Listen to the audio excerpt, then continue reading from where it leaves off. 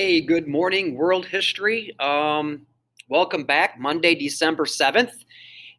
We are continuing our virtual learning here today, and the agenda is in our Google Classroom. What I normally do is on December 7th, I always kind of stop what we're doing and we stop what we're learning, and we learn about Pearl Harbor Day. Yeah, the day that the Japanese attacked the United States, December 7th, 1941, and take a day and we just kind of learn about that attack that particular day and watch a really cool video that kind of deals with that attack. But obviously, being virtual learning, I'm not going to do that. Well, we'll probably do it maybe at some point when we come back and maybe do like a turn back the clock day. So you got your warm up question kind of dealing with that Pearl Harbor attack. And so make sure you get your warm up done. We are in our last part of our big idea that kind of deals with the effect of the slave trade, the colonization of the Europeans, and the Columbian Exchange.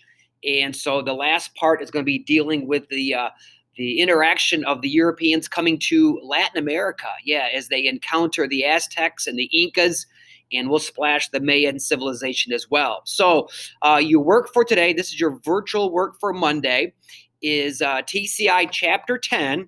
You'll need to read the introduction. You'll need to read the introduction and answer just one question. And that one question is, how can we learn about civilizations that were like hundreds, if not thousands of years ago? And how can we learn about those civilizations and have it be accurate? And so it's an interesting question because we do that all the time in history. We learn about things that were hundreds of years ago, and making sure that that it's accurate learning. Okay, so it's TCI Chapter 10. Just read the introduction. List 3 reasons how we can learn about past civilizations from hundreds of years ago. And this goes in your living document. We started our big idea with a living document kind of dealing with the age of exploration. And I think we put down some explorers and kind of what they explored. And so we do have a living document out there for this topic. And I think this will be the last thing that we'll put in our living document. All right. TCI Chapter 10, the introduction is so small. How small? It is so small that I actually put it on this third slide. So if you want to get into TCI Chapter 10 and read the introduction, you can. If not, the reading is actually in this third slide of this